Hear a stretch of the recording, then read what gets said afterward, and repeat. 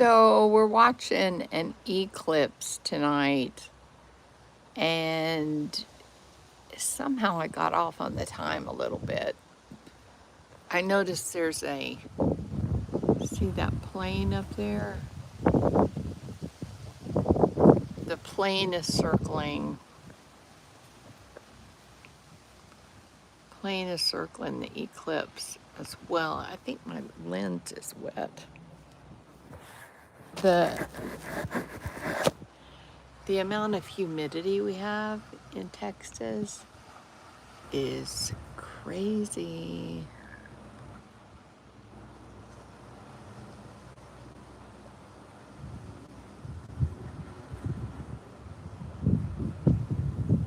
So we're only just about a third.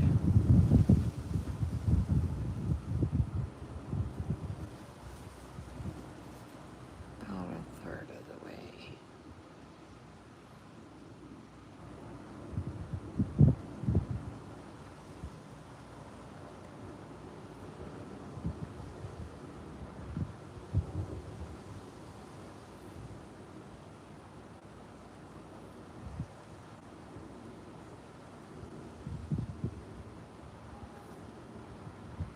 Yeah, it's actually really pretty tonight. That's the full out view. But we're incredibly loads of humidity, and so I I my phone is cold, and I walked out to watch. So it's kind of shoot. I can't get good vision. I should have done it with my real camera.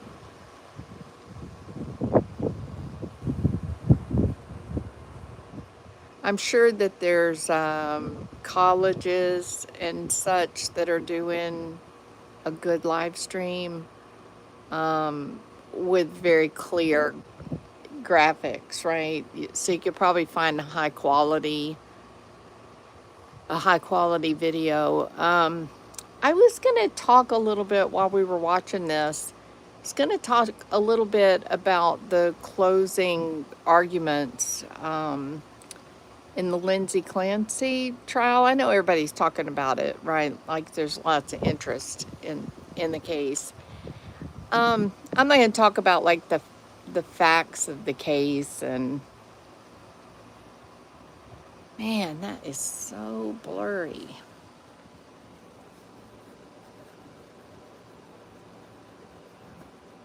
Let me see if I can get it to clean up.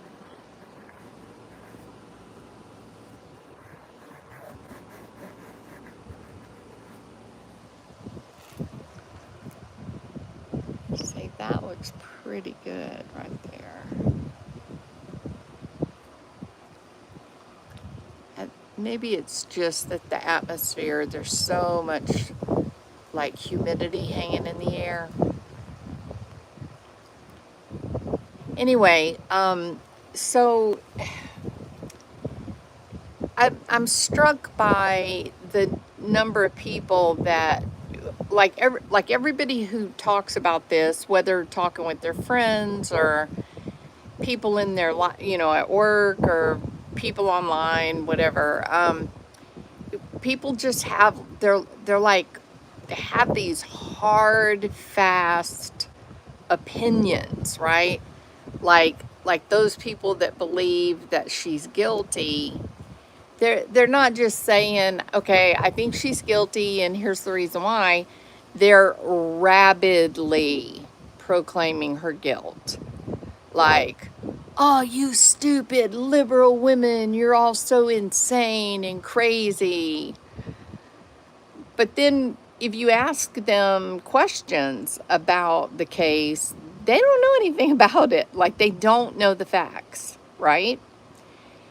If I think, or I guess I should say, to be accurate, I guess I should say, in my opinion, my experience is if you find someone who has been watching at least some of it, not all of it, not every day, but a little bit, or getting nightly recaps or something like that, and they at least have a little bit of command of the facts of the investigation, the facts of the case, those are the people that are like, I don't know, it's kind of a crazy case.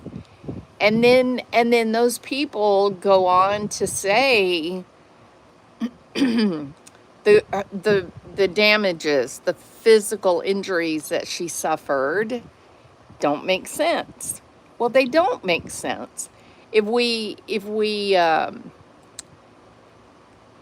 follow the medical examiner to their stated vocabulary, they said that her thyroid was crushed, right? That's the words. Now, the thyroid it's a soft tissue. It's a gland, right? What is around that gland is it's basically your voice box. It's protective cartilage, muscle, some ligaments, and so you have your voice box existing in this protective shell. So if you go by the actual medical examiner's words, a crushed thyroid is not exactly the same thing as a broken or crushed voice box. You know what I mean? And the reason that I bring that up is this. So the injuries that she sustained to the T7 location, she had there were multiple injuries along the spinal column. But specifically, if we talk about that T7, a complete dissection, it's broken in half. The cord itself is broken in half. That injury could not have happened at the same time that one's thyroid is crushed. Most like emergency room doctors, they will tell you that when you see a crushed thyroid, I hate to say this, but 9 times out of 10, it's the result of strangulation or where there was direct trauma on the neck, right? Somebody standing on your neck, or a baseball bat coming down over across the front. The voice box, the thyroid, it is in the front of the neck. It is not the back of the neck. Okay, so the injury, even if it's so a crushing injury is different from blunt force trauma. But let's just say if we get away from that word crushed, let's say it was blunt force trauma, it would still have to be something across the front of the neck. That's just how it works. It's a well protected, soft structure. So then you think, okay, well, so that T7 complete separation, okay?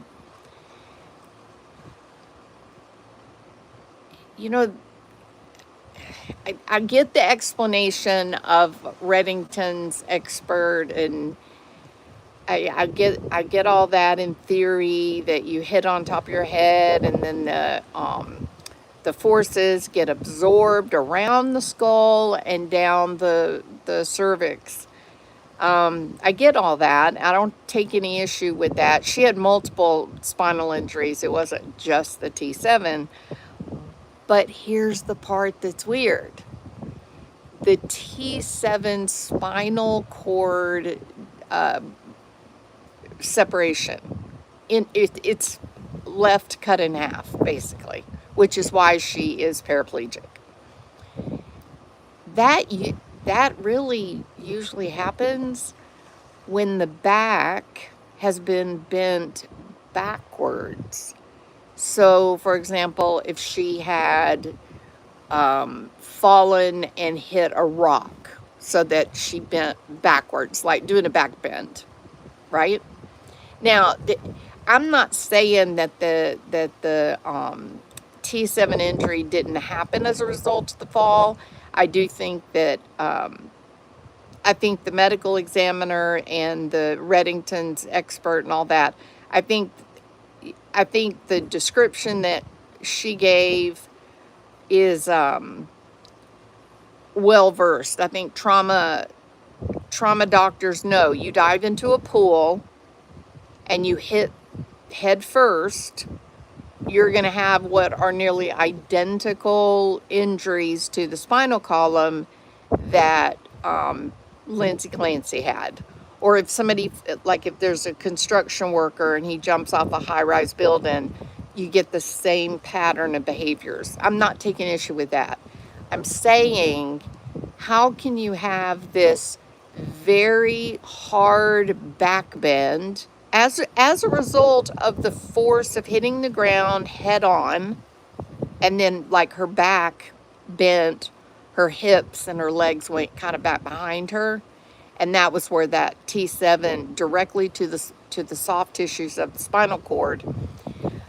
How do you get that and you get a blunt force trauma or sustained pressure on the thyroid gland? What? That's it's not possible. That about the only way that it would be possible is if you were like in a very serious car wreck and you got kind of thrown back and forth, hitting your neck over the steering wheel, bending back over like the front seat into the back seat, that kind of like active violence. It's two completely different injuries. Like the way they would occur, you wouldn't ever get a crushed thyroid being struck on the back of your neck. So that's weird, very strange. And I also know this. I also know that in trauma, sometimes you do get really weird injuries to the body because it is active. It's an object in movement with serious forces as you hit the ground. But it's so uncomfortable and strange, right? I also have a serious problem with, where is the carotid from an RN? Here's a question. How would you take someone's pulse? Right? Oh, you take it in their arm. Well, do you know that in the emergency room, or if you get a patient who is coding, do you know they look for that carotid pulse, like the deep vein pulse in the neck? It's the most reliable. So someone help me understand that. How is it that you've got an RN who's actively working in a labor and delivery situation where she's there when surgery is happening? Like, there's a lot of C-section work in labor and delivery. You're going to tell me this woman doesn't know how to take a pulse? What? So it's not true. Look, I have a lot of confidence in knowledge, in just good old-fashioned facts. An RN working in a labor delivery or surgical suite, absolutely beyond a doubt knows exactly where the carotid artery is so that they can take a pulse. And she can tell you all the other areas of the body that you can also access to get a pulse. She had exactly zero reason to say, where is the carotid? Zero reasons. Why would a nurse who is seriously contemplating self-harm, the end of her life, she understands the body, why would she cut her wrist sideways? Essentially, the tendons protect you. The cuts on the wrist were so shallow that they didn't even require any stitches until a few days later. So why would a nurse do that? Like, why would she do that? She would know right off the bat, okay, if I want this to go quickly, there's a better way to cut. And I'm not going to talk about what that is, but I'm just saying any nurse would understand that and know that. And yet, seems like she didn't. And why is she crushing pills? Even better question, why did she crush the pills and law enforcement didn't think it was weird that there's residue in a glass of lemonade? You didn't think that it was important to identify what kind of medication had been crushed up? Where was the pill crusher? Who made the lemonade?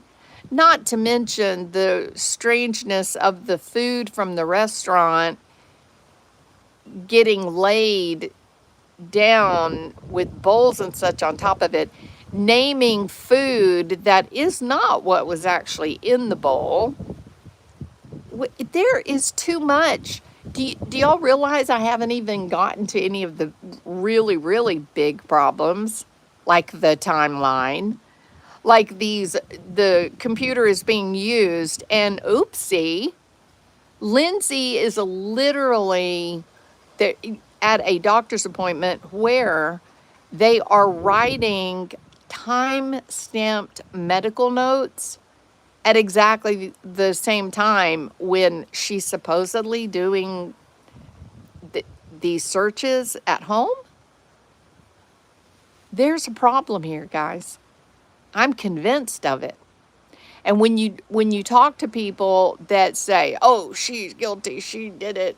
These crazy liberal women just want to get her off scot-free," you ask them a question about some of the evidence and see if they actually are following along with the case.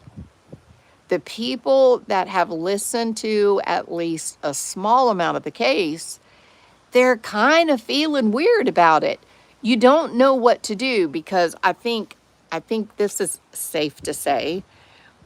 When the case started, when the trial started, I was completely convinced that she did it. 100% convinced. The woman said she did it. Who am I to go against her own account of what happened? Completely convinced. And then you start hearing the facts, the result of a police investigation, even the FBI information, right? And then you're going, wait a minute, how did that happen? How could they get this so wrong? Where was Patrick when he went to go get the Miralax and then he went to the restaurant? Why did it take him so much longer than what it should have taken him to make that trip? Where was he? Why did he change his shoes? Why did he brush his hair? There are some very unsettling bits of data in this police investigation.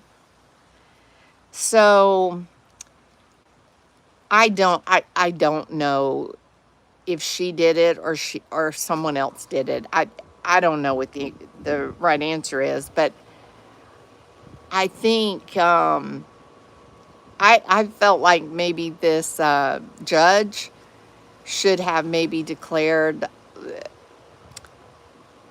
maybe he should have dropped the case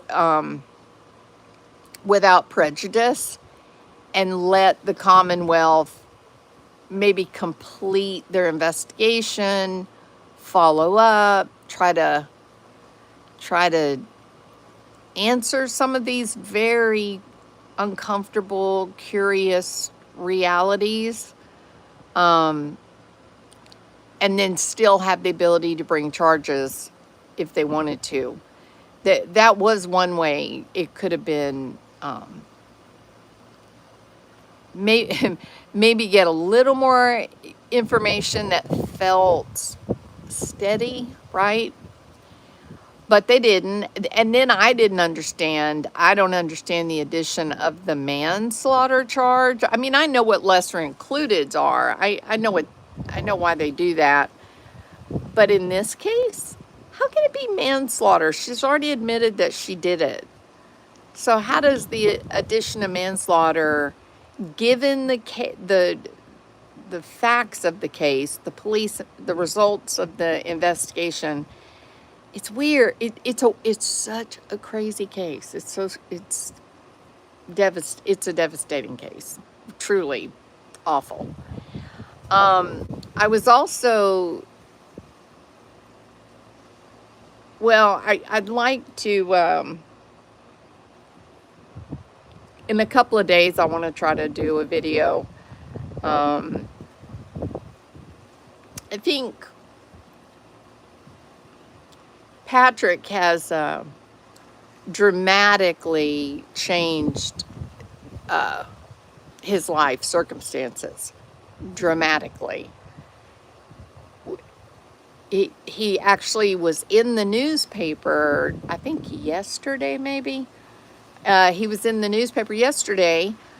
He was riding around in Manhattan on one of those city bikes with a realtor who is very famous and well known for peddling very high end, very luxurious properties on Manhattan Island. And apparently, he and his new wife, who is a replica of Lindsay, they're buying them a new, like, I don't know, $14 million apartment or house or townhouse or something on Manhattan Island. Think about the circumstances that it came from. A home that was much smaller, 3 children, and there was the concern of money in the family because Lindsay did not want to go back to work. She wanted to stay home with her baby. It's just the trip to Costa Rica. Oh my God. I'm telling y'all, this is a really scary, like, it's a case that causes me to have dark thoughts. And I'm not convinced, don't get me wrong, I'm not like, my heels are not dug in. I'm not like, yay, go Lindsay. I'm bothered. I'm really, really, I don't understand how the facts of the case are so different than what she said happened.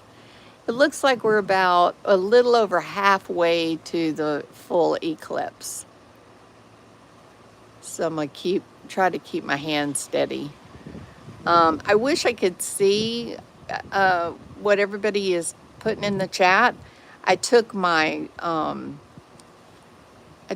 contacts out so I could see the moon. I've got great far off vision. I can't see anything right in front of my nose. So I can't really read. Somebody said something about Chris Watts has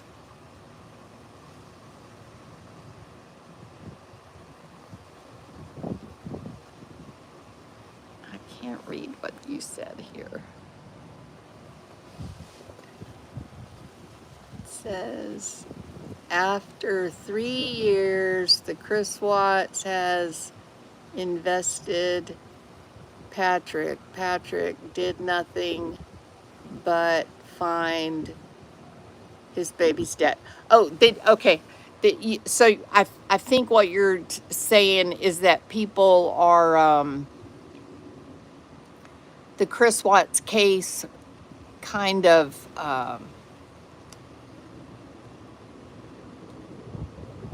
it kind of altered the way people see men, maybe, and so maybe women in the whole true crime community, maybe they look at these situations and automatically go to Chris Watts is a heinous monster and this man is just like Chris. I think that may be what you're talking about. I wish I could see my poor eyes.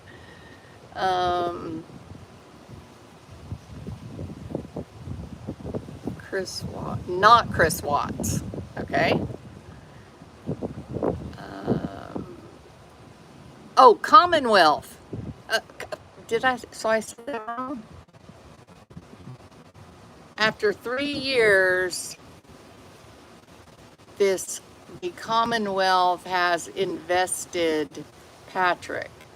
Patrick did nothing wrong but find his baby's dead.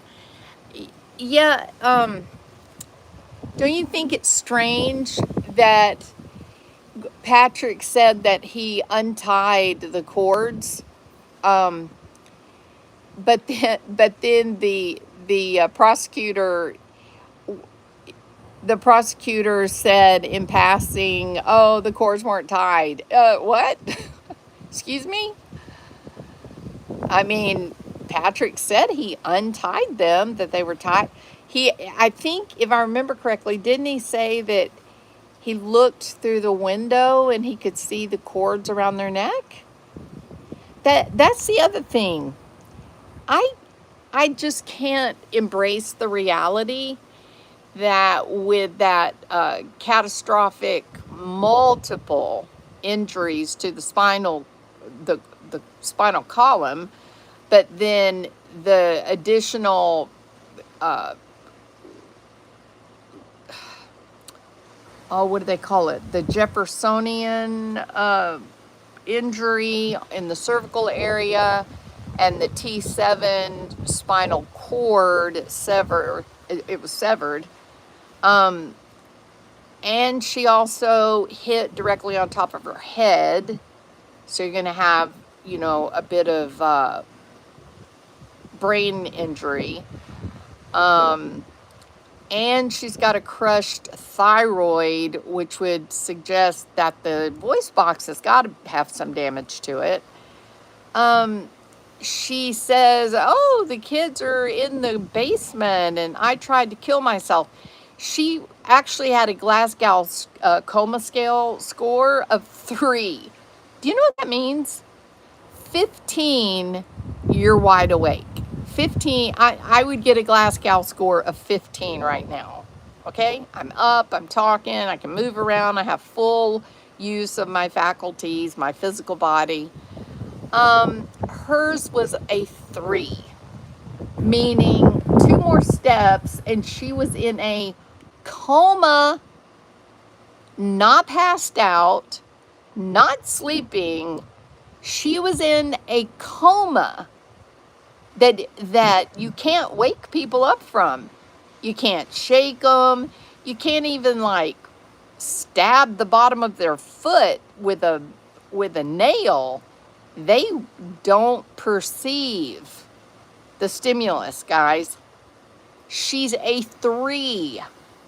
No, sorry, Patrick. She did not say, "I tried to kill myself." She did not, absolutely did not say the kids are in the basement. She did not. Now, does that change anything in terms of what happened? No, of course not. Maybe maybe he was maybe he was just using context clues. Maybe he was thinking, okay, well, if she did this, why don't I hear the kids? Why don't I hear them crying? Um, and then obviously the trauma of discovering what had happened, his brain just sort of rewrote the details. That absolutely happens all the time. Read information about like eyewitness accounts of crimes. You know, if you're an attorney, you don't really want to put an eyewitness on the stand because their memories change over time and they can be easily be impeached and destroy your whole story or case because they've got altered memory. So that could happen. I concede through the trauma. He could have just used just context clues and the brain to manage and deal with the trauma. The brain just sort of rewrote the facts of what happened. But it is also true that if you listen to the 911 call, she is only capable of making guttural noises, moans, groans, and that is exactly the description of the paramedics and also the people that were in the trauma bay. Her body temperature was the lowest that I mean, there's plenty of nurses and doctors that have never seen a core body temperature of, what was it, 82 or 85. She did not talk to him. Like, that is something I feel certain of. Well, you know what? It's so frustrating. The eclipse is almost complete and it's behind a cloud. So maybe someone online, like I said, usually the universities and stuff, they usually are putting it out with a good camera. But Texas, we just lost sight. It not because it's the eclipse, but because it's literally behind a cloud. Let me show you. See the cloud? It's like perfectly in the way. Maybe it'll move past.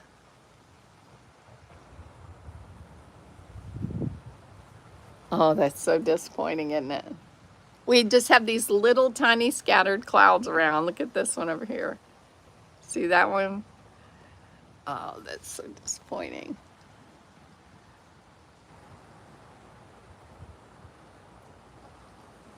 Okay, it looks like it's coming out from behind the cloud. Maybe we'll still get to see it.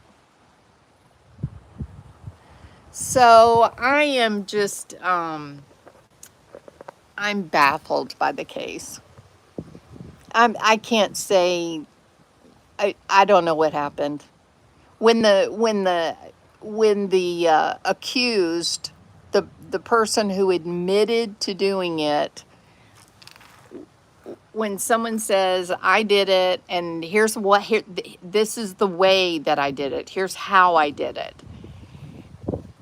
When somebody says that, and then the collected evidence from the police investigation doesn't match, I don't know what we do with that.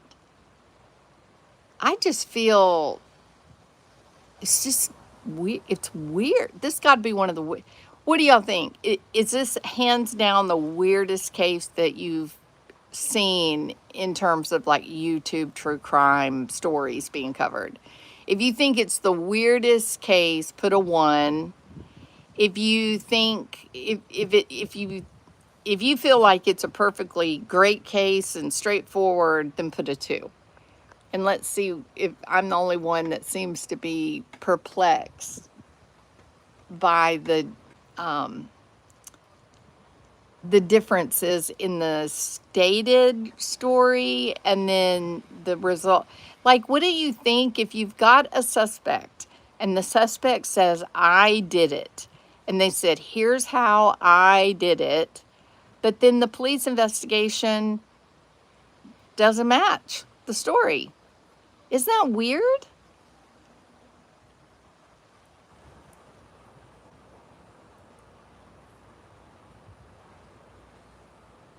It hasn't rained in weeks. And the one night we want to see this guy, it's fun. I know, right? It's hilarious. Okay, here's somebody else saying they're like me, that it's weird. It's a weird case. We know they barely investigated. I mean, yeah, what? You're looking at someone who apparently tried to kill herself multiple ways, not just one. Like, she tried multiple things, right? And then you find crushed medication in a glass of lemonade. Okay, can we get some fingerprints here? Who touched the glass? Can we get a test on these crushed pills? What are they? What kind of medication? No, no, no fingerprints, no investigation. Well, I mean, Reddington, they came back later and found out that it was Seroquel. Oh, that brings me to another point. They said that it was Seroquel. Do you know what Seroquel does to people? Who knows? How, like, how does it affect your body? Like, we know opiates kill pain, but they also create euphoria and happiness, right? Amphetamine gives additional energy. And if you're using amphetamines, you have sharp focus, your thoughts come quickly, right? Tell me what Seroquel does to a person. Who knows?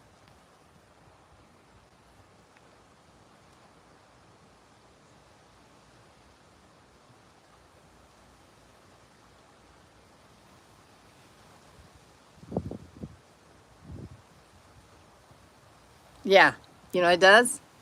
It knocks you on your behind. You are so tired. People describe it, their arms and legs feel like they weigh 10,000 pounds. They slur their words. They can't think clearly. They, they're knocked out asleep if the dose is high enough, right? And you gain tremendous amounts of weight on it, because it slows everything down in your body. Everything. People that are on it, they just sleep around the clock all the time. Sleep, sleep, sleep, sleep, sleep. Okay. Please riddle me this. How is it that she drank a glass full of crushed Seroquel tablets, so she could have had 4, 5, 6, 10 times the amount of what was a normal dose?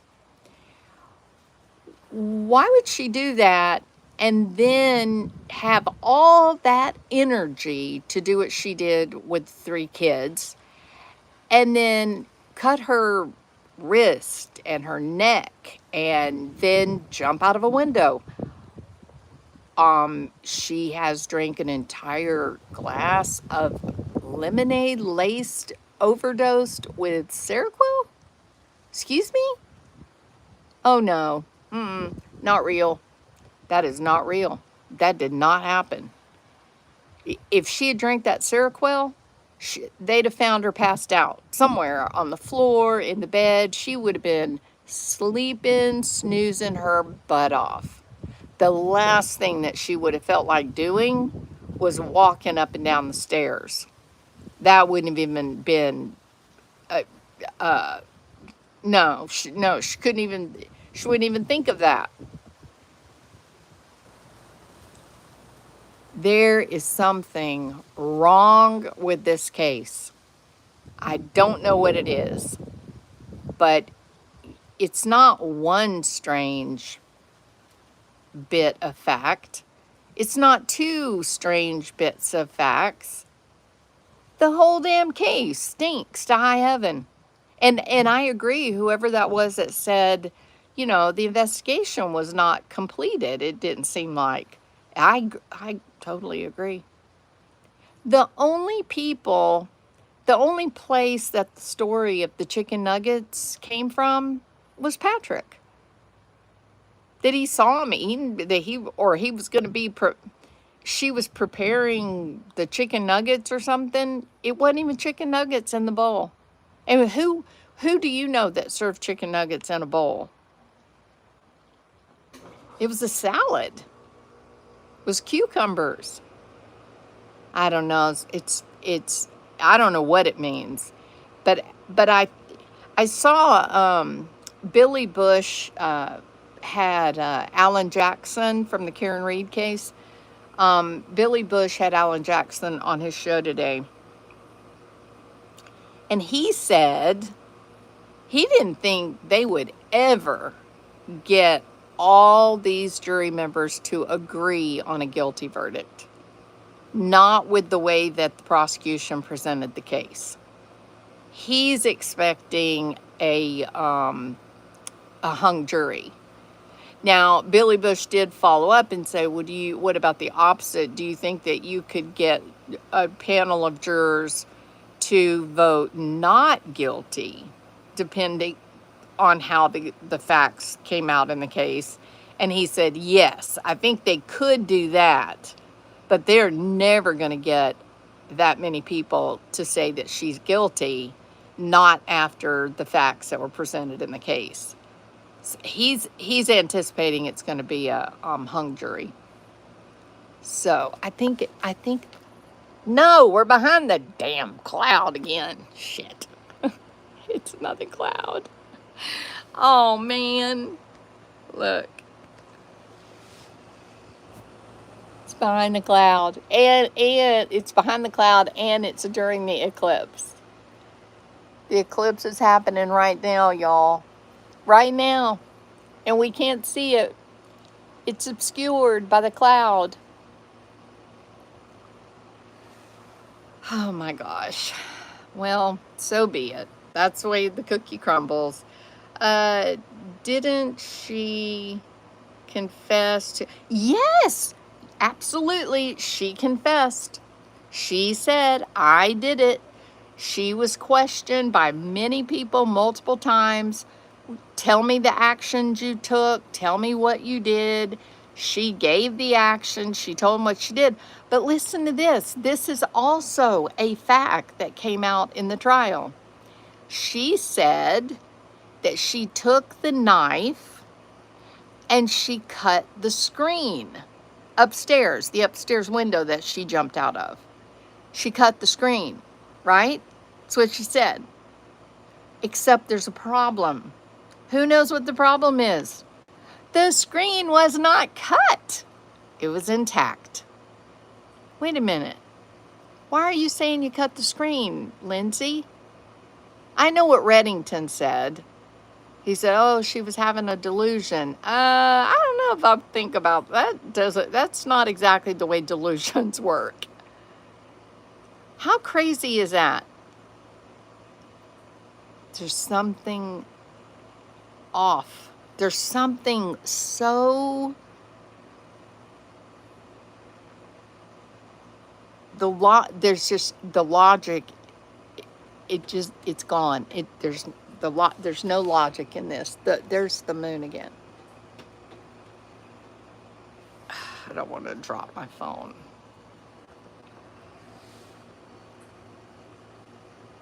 There it is right there.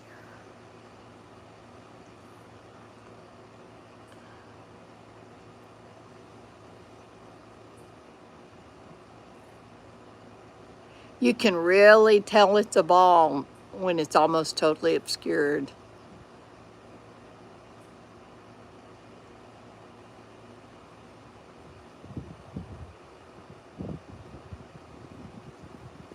See, I look at this moon and I feel like it's an analogy for the Lindsay Clancy case. I think the truth is being obscured in the shadow of something else. No, I'm kidding. Okay. Um, damn my eyes. There is a lady that was the PTO president, worked next to her, and then found it crying behind the sofa. She was in psychosis, but didn't realize how bad that she was. Oh yeah, no. I believe that story. Psychosis is a weird thing, and I have talked multiple times about how people organize their delusions around their psychosis because they're protecting themselves. And that seems really purposeful. It seems like it really makes sense. But these people in psychosis, they're not really making sense. Um, they're they're protecting their insanity. They one part of them knows that what they're thinking is crazy, and they believe whatever the hallucinations or delusions are telling them, but they don't want others to know they're crazy. Like that others wouldn't understand that they have special abilities or special skills. And so they make up lies and obfuscate, um, so that they like masking, right? They're don't want to be held accountable. Now, y'all, the eclipse is actually happening, but you can see that it's really a shadow that is interfering with the light. That it's not another body, celestial body. It's just that the earth is in between the moon and the sun. The sun's behind us, and it's not allowing the sunshine to get on the whole length, the whole area of the moon. So if you're looking at it with your bare eye, it does look almost completely obscured. But since we're zooming in, you can see it's really just a shadow on it. So when we're up close, you can tell there's nothing in between the moon and us. But far off, no, it just looks like a little sliver.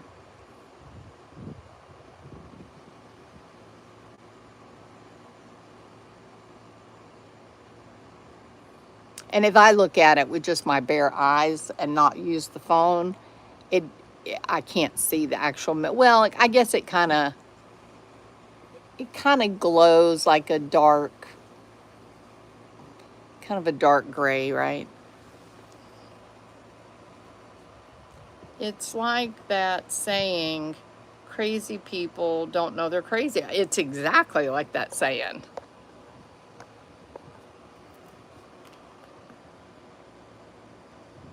Yeah, it's just horrible. The whole thing is just, and it's horrible, but it's such a strange set of circumstances that you feel invested in it because you're like, there's got to be real.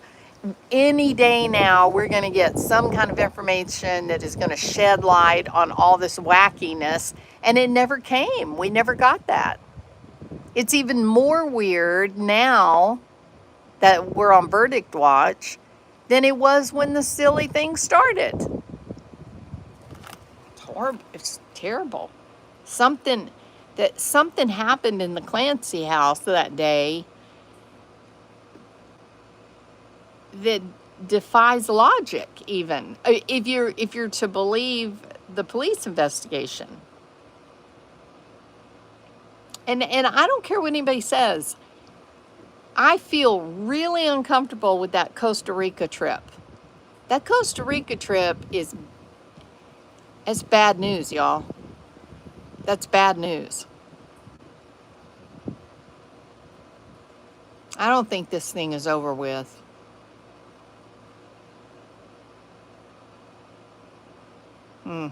Yeah, it's terrible. Well, anyway, um,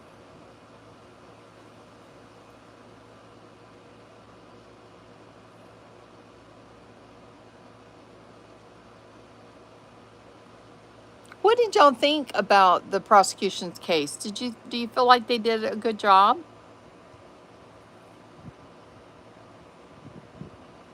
Ooh, Chantal has gone off the rails. Good heavens, that woman. Let me tell you what I hope, and this may sound bad, but I can promise you it comes from a place of worry and concern. I hope the airline sees the condition like her health status, and I hope the airline says, "I'm sorry, we can't let you fly," because I don't know if she can tolerate the trip. You know, she's been talking for days about her left shoulder hurting, or no, maybe it's her right shoulder. But you know, that's a classic sign of a heart attack in women. I She has got to be the most foolish human being on the planet to go back to Syria, especially now because the war has broken back out again. I don't know what she's doing. It's the whole it. She's definitely not acting normal right now. She is acting very strange, and maybe it's all the she's just staying constantly high, it appears. Maybe I'm wrong about that, but she doesn't seem all there all the time, and she's getting very labile, and she says that she's back on her brain pills, quote unquote, which is probably Captagon or some such thing. He's probably mailing this crap to her. I'm telling you, the world is going crazy, people. Don't join in. Do not get crazy. Please, please don't get crazy. Y'all stay rational and keep your feet on the ground. My goodness, what about what allegedly speculating did? Is that crazy or is that crazy? You what? You decided it was a good idea to become pen pal to Stefan Stearns? A pedophile that murdered a little girl? So yeah, we have a YouTube creator who thought, oh, this will be just peachy keen. Let me buddy on up to old Stefan. They communicated for months together. And then you know what she did? She made content out of it all. So she made money. A pedophile, a man that murdered a little girl. Oh my God. Yeah. People, don't get crazy, okay? I'll be so disappointed if you get crazy. Stay sane. Whatever you do, stay sane. We're almost obliterated.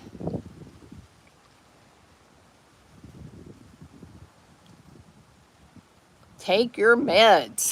Thank you.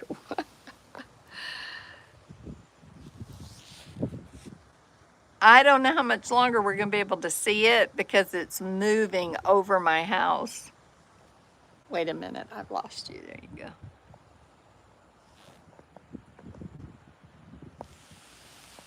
I'm having to hold, there we go.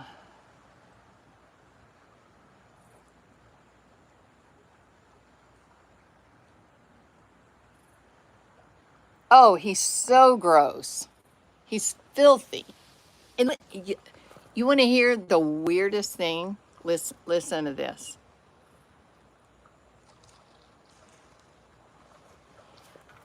She sent him a photograph. She sent him a picture of herself Not just like a headshot, right? She sent a picture of herself when she was a teenager. A teenager. A kid. He murdered a girl. I said, honey, he's a pedophile. You are giving him inspiration for horrible fantasies. What in the hell are you doing? Oh, it's wild. Oh, I don't think she was 17. The picture looks like she was like maybe 15, 14. Looked like she maybe had just started driving.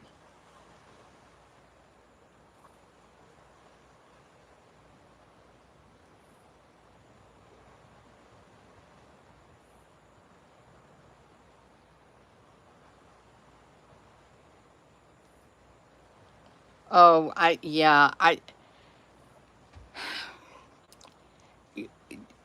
there's some really, I think it is, I think the fact that she chose this guy and was messaging him and it lasted back and forth for months. And she even went as far in her fantasy to believe that when he was on television one day, like going into the courtroom, that he looked at the camera when he was passing by it and that he was looking at her. That was the way that he was messaging, that he was looking at her. I was like, heifer, get your ass to a hospital now. No, he wasn't looking at you through the camera. He wasn't sending you special messages. Your brain is creating these delusional thoughts. It's not good. This man is a child murderer. He is a pedophile. You are literally finding a man attractive that 99% of the world's population would be repulsed by him. And you're attracted to him to the point that you're having love delusions. Get to a doctor. And delusions of grandeur, thank you. Oh, I'm going to study Stephen Stearns, and I'll be the one to discover why he did this to Maddie. No, you won't. No, do you know how many learned psychologists try to study these monsters? And they've got training and experience. You're not going to learn anything. You're just saying, I'm going to be so special and people in the true crime community are going to love me and I'm going to make all this money and get all these views.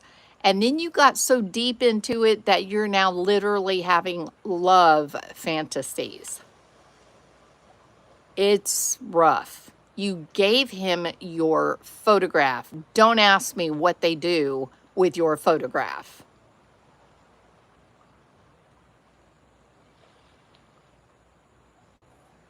Oh, there's something.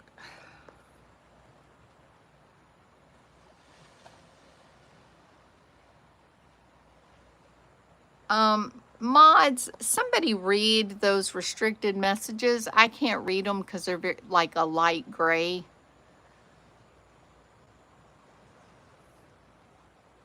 You need to knock. You need to think.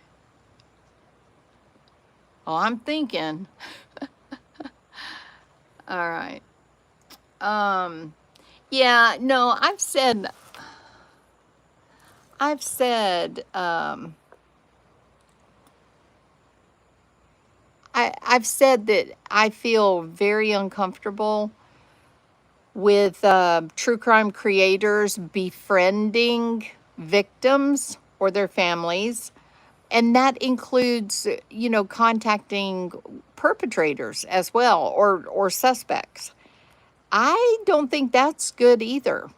I, I I don't know what to make of all these creators that have literally no special training. They have no education or experience, but they convince themselves that they're going to be crime fighters. They're going to solve the case that nobody else is solving. They're going to figure out why pedophiles are pedophiles. I, I think, I do think that the whole YouTube and TikTok platforms, I do think that they attract a fair amount of people that are maybe struggling with some of these personality disorders.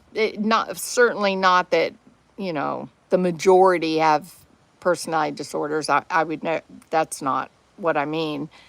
But I think we need to be real careful on why we're on this platform and why we do what we do. I don't think we have any business inserting ourselves as YouTube creators. We don't have any business trying to befriend Katie Proudfoot or who else, or to demonize victims of crime like Jules. What's her name? Jules of All Trade. Is that what she's called? She has developed a profound hate for the Goncalves group. I think it's safe to say she hates Steve Goncalves. I don't think that's our role. I don't think. Look at what happened to Kresha and Kay Woodcock. They were exploited, right? I just think YouTube creators should have more respect for these people that have their lives blown up. And whether that is the suspect, whether that's the crime victims, whether it's the victim's family members. I don't think we need to do that. I think for one thing, I know that there's a lot of police officers and detectives that are sick of the armchair detectives, the sleuthers, if you will. They don't appreciate our being involved. You know what I mean? I think if we're gonna report or talk about these cases, it should be done as an observer only, or as an opinion piece, right? Giving your opinion. Um, I don't know. I just give me one case where a YouTuber befriended a victim or a victim's family or even the suspect themselves and it turned out good. Is there? Is there one example that y'all can think of? I just think I think it's that whole dual relationship problem and it gets too messy and it, you know, professionals that either do research or I guess you could even say like people like Ashley Banfield. She's been a successful reporter in the true crime genre for many years. She keeps her distance pretty well. And you say, well, how can you say that? Because she does these interviews. Yes, she does the interviews and then it is over. She's not having them over for dinner and cozying up next to them on the sofa. She's not stealing her coworker's dog. Do you see what I mean? Boundaries matter. And so if you're going to do interviews, if you're going to put yourself in contact with these, what should we call it? Sensitive population, the victims' families, even families of the suspect. You still need boundaries. You go in, you do your interview, you get out. It's over at that point. The exploitation of Kresha's family, the exploitation of Colby Ryan, that should never happen again. We should never allow that to happen again because they suffered extra harm through the exploitation of, we want the stories on our YouTube channel, and we don't care that we have to hurt these people to get it. But this thing with allegedly speculating and Stephen Stearns, oh my God. If you find yourself, people, reaching out to the heinous killers of the world, and you're flirting with them, and it's ongoing, and you start believing that they're making googly eyes at you through the damn reporters' cameras, please get yourself to a doctor. ASAP. Please promise me that. All of you original gems. Promise me. It's horrifying. We got to do better as a community. We just got to do better. It's become downright embarrassing to say, oh, I talk about true crime on YouTube, because everyone thinks that we are batshit crazy, y'all. You know why they think that all of us in true crime are crazy? Because of the way some people have behaved. Look at, okay, I'm not even gonna, I'm done. I've had my rant. I'm done. Where are we? On the total eclipse of the moon. Doesn't it seem like it's stalled?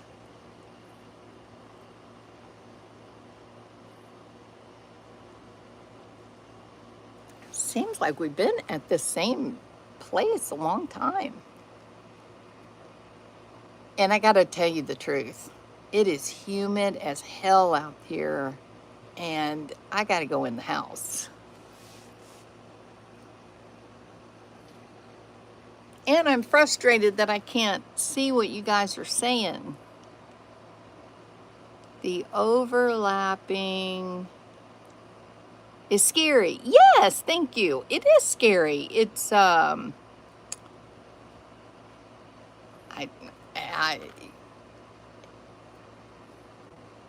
it's let's say it this way. It's just completely inappropriate. Hell, we have a YouTuber that married into the Goncalves family. A YouTube true crime creator has literally married Kaylee Goncalves' brother. Yeah, that's right. You think that's not weird? It's embarrassing to say that I talk about true crime on YouTube. I'm embarrassed. How sad is that?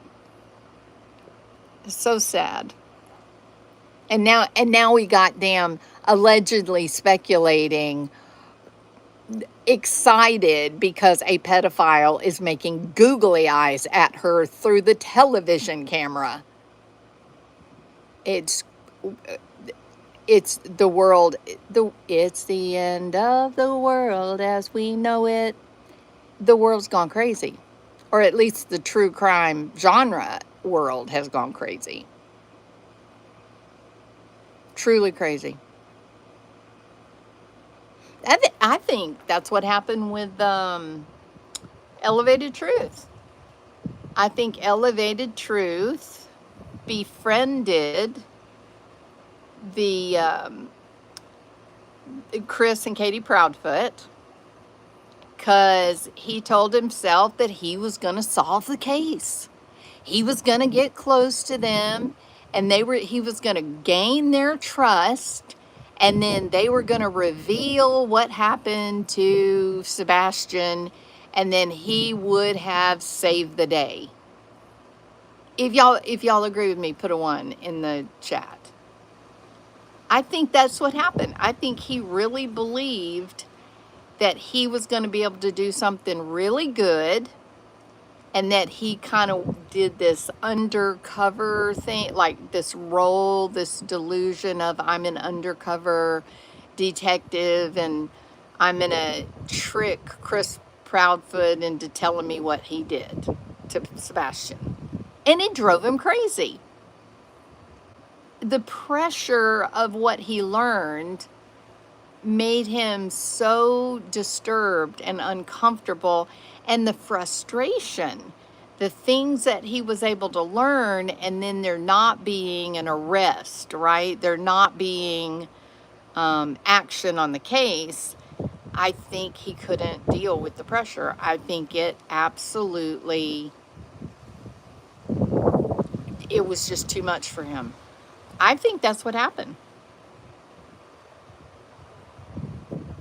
And we hadn't heard hide nor hair of Christopher and Katie Proudfoot in how long? Oh, but they come out of the woodwork when Truth goes up on his channel and starts saying things that are pretty damn disturbing in reality. Now they jump up on camera once again to say, don't talk about me, don't talk about my son, give him dignity, how dare you? And I get all that. I do think that the things that are being talked about are highly inappropriate, and they don't have anything to do with finding Sebastian, right? That's the truth. Those of you that work in the school system, those of you that work in like institutional settings, it is not unusual for a kid with special needs who's going through puberty to need some guidance on how to manage their changing body. That's normal. That's expected. What's not okay is that it's being talked about like it is a reason for his disappearance, and I can promise you it wasn't. It was perfectly normal. What he was doing, it is something that many special needs kids go through, and then they learn the rules, and then it's all over and everything's fine. It's not the reason that he went missing. So I don't know. I'm telling y'all, I'm embarrassed to say that I talk about true crime on YouTube. Oh my God, my cat just scared me to death. Felix, what are you doing jumping up behind me like that? Can y'all see his outline? Fever! We can't see you, Felix. It's dark, honey, but you're a pretty boy.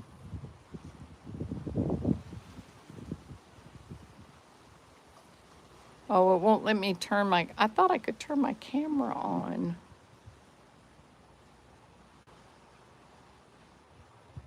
Nope. Nope, nope, nope. It won't let me turn my camera on. I was going to let y'all see Felix.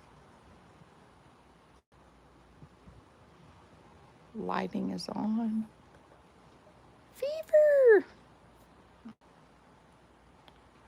No, can't see. Oh, there's a Fever. Hey, Felix. He's a big boy. See, I'm a big kitty, guys. I'm a Maine Coon cat. See how big he is? I'm a Maine Coon cat. See, I'm a big old boy. And I know y'all don't yell at me about him being up on that rail. He gets out here by himself to sleep, and he'll have his one arm is hanging on one side of the railing and the other arm is hanging on the other side of the railing. It's the funniest thing you've ever seen. Okay, I think that's it. My battery's about to die. You guys are awesome. Thank y'all for hanging out with me while I bitched and complained. And yeah, I can't see the eclipse. So we gave it our best shot. Y'all have a good evening, and I wish that I was able to spend more time on YouTube like I used to do, but things are very, very, very busy right now. And I just don't really have the time. Like right now, I should be in bed because my work starts in the morning at 7 a.m. So, but I wanted to see the damn eclipse. Son of a bitch. All right, well, we didn't get to see it. Maybe I'll get online and look at a recording. I'll look at a recording of it. Thank y'all so much for being here. Don't hate me because my cat is kind of special needs. And I hope that y'all all have a really great night tonight. See you later. Oh, subscribe if you haven't already. Hit the thumbs up if you enjoyed the damn crash out that I just had. And even though I'm embarrassed to be a true crime creator, I would never be embarrassed of this great community that we have. It's small, but everyone is sane. None of us believe that there's a perpetrator making googly eyes at us through the camera, do we? We got our feet on the ground. All right. Y'all have a y'all have a great night tonight. Sleep well. I'll see you tomorrow. Bye.